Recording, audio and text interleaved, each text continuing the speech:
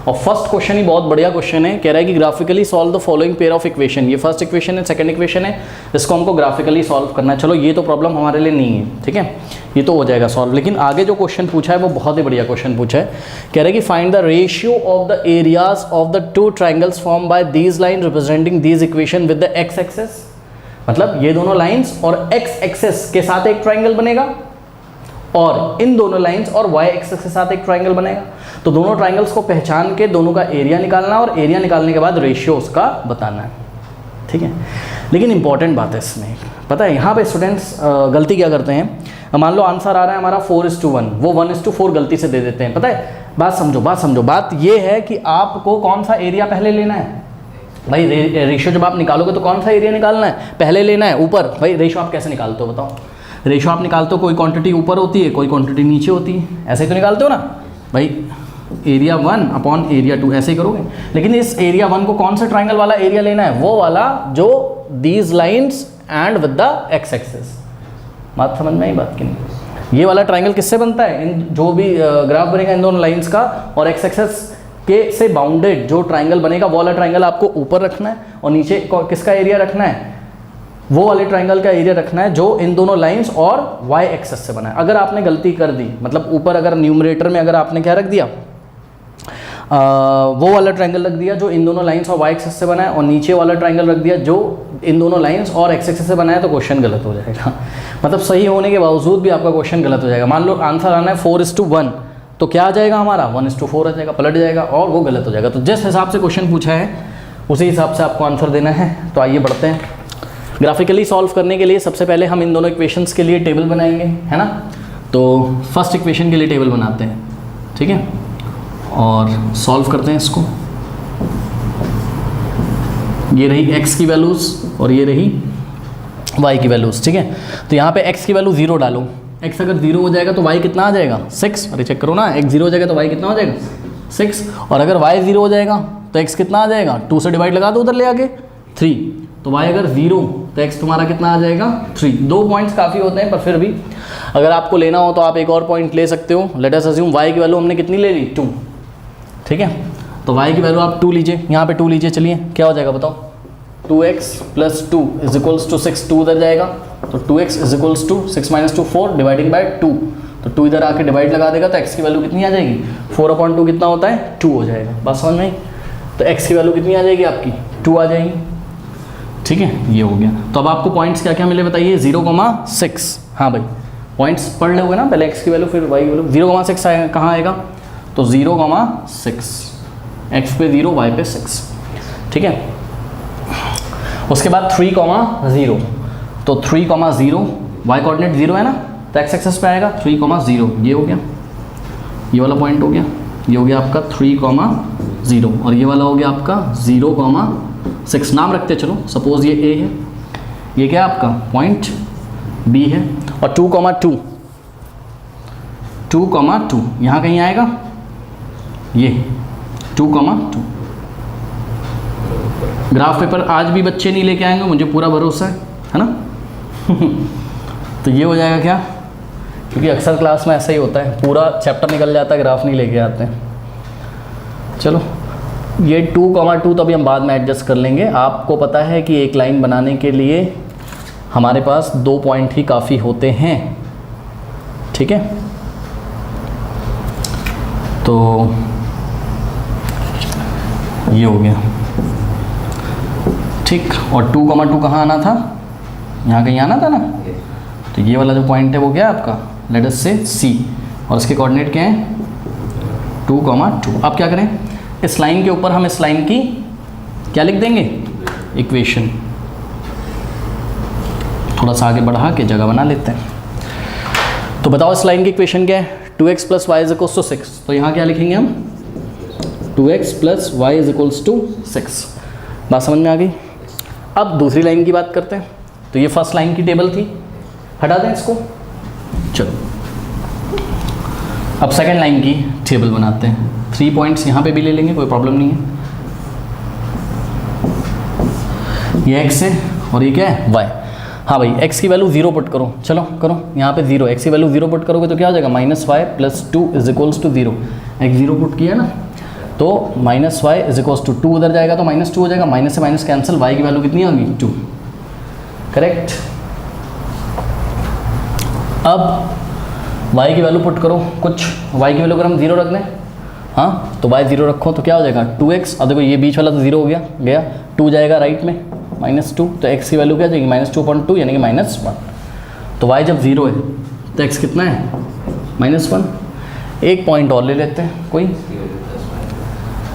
x की value कितनी रखोगे +1, क्या फ़ायदा है रख दो, x की वैल्यू +1 रखो तो 2 1 ज़ा 2 - y + 2 = 0। x कितना रखा है इस बार 1 रखा है, ठीक है। तो इस y को ही सीधे उधर भेज दो ना, तो y उधर जाके पॉजिटिव हो जाएगा, 2 + 2 लेफ्ट में कितना हो जाएगा 4, y उधर पॉजिटिव तो y की वैल्यू कितनी आ गई 4। आपको जो लेना हो आप वो ले लो, जो आपको x और y की वैल्यू पसंद आए। 0,2 ठीक है, तो x की वैल्यू कितनी 0 और y कितना 2, तो ये आ जाएगा 0,2। सपोज इसका नाम क्या है पॉइंट D 0,2, करेक्ट। उसके बाद -1,0 तो -1,0 यहाँ आएगा, x पे -1 और y पे 0, तो ये हो गया आपका पॉइंट E -1,0। और नेक्स्ट पॉइंट क्या है 1,4, तो 1,4 यहाँ कहीं आएगा, हाँ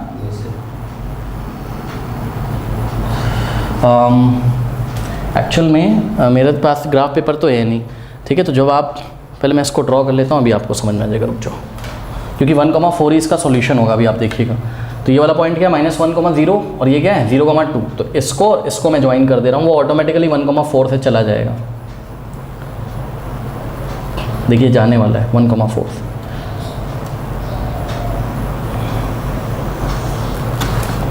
तो ग्राफ पेपर अगर होता तो बिल्कुल एग्जैक्ट मेरा भी आ ही रहा है लगभग, और आप लोग तो रखते नहीं हो ग्राफ पेपर।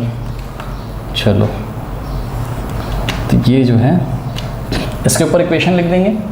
क्या इक्वेशन है सेकेंड लाइन की 2x - y + 2 = 0। ये इंटरसेक्शन पॉइंट है, और इस पॉइंट को अगर आप पढ़ें तो ये पॉइंट क्या है 1,4 ही तो है, तो ये सेकेंड लाइन पे लाई कर रहा है, करना तो था ही, सेकेंड लाइन का सॉल्यूशन था ये, जिसको हमने नहीं बनाया था पहले, अब हम बना ले रहे हैं। तो ये पॉइंट क्या है 1,4, इंटरसेक्शन पॉइंट ही क्या होता है इनका सॉल्यूशन होता है। और इस पॉइंट का नाम रख दीजिए आप कुछ f, ठीक है। कोई डाउट है बताइए। अब आप मुझे ज़रा देख के बताइए फर्स्ट ट्राइंगल कौन सा बन रहा है जो कि किससे बाउंडेड हो, by the lines and x axis, by the lines and x axis. हाँ भाई F, E और B। पता है कुछ बच्चे बोलते हैं मेरे को सर यहाँ पे y एक्सिस भी तो आ रहा है। अरे भैया अगर तुम यहाँ y एक्सिस ले लोगे तो देखो ये लाइन, ये दूसरी लाइन, ये x एक्सिस और ये y एक्सिस, ये तो एक क्वाड्रिलेटरल बन गया, और उसमें तो x एक्सिस भी आ गया, सिर्फ क्या, और y एक्सिस भी आ गया, क्या आना है सिर्फ x एक्सिस। तो ये रही लाइन, ये रही मतलब ये फर्स्ट लाइन, ये सेकंड लाइन, और ये रहा क्या x एक्सिस, ठीक है। तो figure bounded by a triangle bounded by with the help of lines and x axis is what, ये वर्टेक्स F, ये वर्टेक्स E और ये वर्टेक्स B। तो ट्राइंगल FEB, तो यहाँ से आया ट्राइंगल FEB। कोई डाउट है। और जो सेकेंड ट्राइंगल है, ये ट्राइंगल का निशान मैं बना रहा हूँ, सिंबल बना रहा हूँ, ठीक है। अब second triangle bounded by what, bounded by lines and y axis. हाँ भाई जरा ध्यान दें, दूसरा ट्राइंगल AFD। कैसे, देखो ये रही फर्स्ट लाइन A से लेके F तक, और F से D तक ये सेकेंड लाइन, और ये रहा y एक्सिस। y एक्सिस का पोर्शन ही तो है AD। तो ट्राइंगल का नाम बताइए AFD, करेक्ट। तो ट्राइंगल AFD, ठीक। तो इनका चलो मैं पहला जवाब दे देता हूँ, graphically solve the pair of equation, ये वाला जवाब answer number 1। Answer number 1 solution क्या है बताओ, x = 1 है और y = 4 है। भाई दोनों का इंटरसेक्शन पॉइंट है तो क्या होगा, दोनों का कॉमन सॉल्यूशन होगा। तो यहाँ पे इंटरसेक्ट कर रहे हैं 1,4 पे, यानी कि x = 1 और y = 4। इसको भी सेटिस्फाई करेगा, और इसको भी चेक कर लो, फर्स्ट वाली को चेक कर लो। x की जगह 1 रखो, y की जगह 4, 2 1 = 2 + 4 6 ही तो आता है, ठीक है। तो फर्स्ट जवाब हमने इसको दे दिया। अब find the ratio of the area of two triangle जो इन्होंने पूछा है, तो सबसे पहले किसका एरिया निकालोगे, इसका, by the lines and axes वाली बात उसने पहले करी है, ठीक है। तो एरिया ऑफ ट्राइंगल FEB, हाँ भाई फॉर्मूला क्या होता है, half into base into height बोलो या ऑल्टीट्यूड बोलो, है ना, बेस इंटू ऑल्टीट्यूड बोलो या हाइट बोलो, ऑल्टीट्यूड, ठीक। चलो मुझे देख के बताओ इस ट्राइंगल का बेस क्या है, ये कहाँ से कहाँ, E से लेके B तक, EB। ऑल्टीट्यूड आपको बनाना पड़ेगा, कैसे बनाओगे ऑल्टीट्यूड, ये F से परपेंडिकुलर ड्रॉ करोगे किस पे, x एक्सेस पे, तो draw the perpendicular from the vertex F to the x axis या to the EB, base EB। तो आइए ड्रॉ करते हैं। मेरे ख्याल से जब आप ड्रॉ करोगे तो ये कहाँ आके मीट करेगा, x = 1 पे, है ना।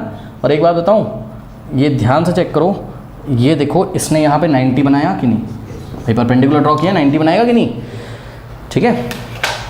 तो यही F से लेके इसका नाम कुछ रख दो, ये पॉइंट का कुछ नाम रखो, सपोज M, ठीक है। तो FM यही क्या है आपका ऑल्टीट्यूड है, और FM की जो लेंथ होगी वो हम आपको बता दें, पॉइंट F का जो कोऑर्डिनेट है, y कोऑर्डिनेट है, वही इसकी क्या है, लेंथ है। भाई चेक करो ना, 1 स्टेप, 2 स्टेप, 3 स्टेप, 4 स्टेप, ठीक। तो आइए इसको सॉल्व करते हैं। तो 1/2 बेस कितना है, अब देखिए बेस में आपको गड़बड़ नहीं करना है, ये आपका ओरिजिन है O, 1 स्टेप भाई E से लेके B तक, पॉइंट ये पॉइंट E है, E से लेके B तक 1 स्टेप, 2 स्टेप, 3 स्टेप, 4 स्टेप, ठीक है। तो 4 इंटू FM कितना था 4, ठीक है। 4 4 जा कितना होता है 16, 16/2 8, या फिर 2 2 जा 4, 2 4 जा 8। तो आंसर क्या आ गया 8 स्क्वायर यूनिट्स, ठीक है। अब निकालते हैं किसका area, area of triangle AFD, ठीक है। Area of triangle AFD is equals to half into, हाँ भाई ध्यान से चेक करो जरा, AFD का बेस कौन, ऐसे करके लेट जाओ और ऐसे लेट जाओ, ऐसे करके फिर देखो तो बेस क्या दिखाई पड़ेगा, A से लेके D तक, तो बेस हो गया AD, और इसकी हाइट बेस पे ही जो परपेंडिकुलर होगा वही इसकी हाइट या ऑल्टीट्यूड होगा। तो बनाना पड़ेगा, कहाँ से ड्रॉ करें परपेंडिकुलर, F से किस पे, AD पे। तो स्केल रखते हैं और F से AD पे एक परपेंडिकुलर ड्रॉ करते हैं, ये। तो इस पॉइंट का एक नाम रख देते हैं, लेट अस से this point is what, N। तो परपेंडिकुलर, ये देखिए 90 बना दिया, तो FN परपेंडिकुलर हो जाएगा, ठीक। तो हाफ इंटू बेस क्या है AD, तो A से लेके D तक कितने स्टेप है, ध्यान चेक करो, 1 2 3 4, और वैसे भी आप चेक करो यहाँ से लेके यहाँ तक अगर 2 है और ऑरिजिन से लेके यहाँ तक 6 है, तो 6 में से 2 हटा दो, 6 - 2 कितना बचेगा 4। ऐसा कर लो ना, D से लेके A तक 1 step, 2 step, 3 step, 4 step.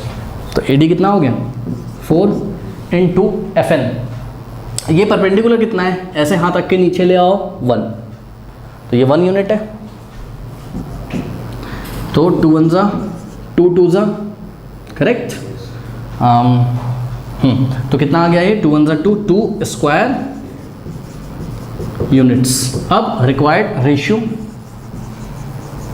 Required, हाँ भाई याद दिलाइए जरा, रिक्वायर्ड रेशियो में इंपॉर्टेंट बात मैंने क्या बताई थी कि जैसा क्वेश्चन में बोल रहा है वैसा ही करना है। तो बताओ न्यूमरेटर पे कौन सा ट्रायंगल रखना है, by the lines and x axes वाला, यानी कि ये वाला, यानी कि यहाँ रखना है हमको क्या, एरिया ऑफ ट्रायंगल बोलिए FEB अपॉन नीचे रखना है by the lines and y axes वाला, यानी कि एरिया ऑफ ट्रायंगल, कौन सा ट्रायंगल AFD,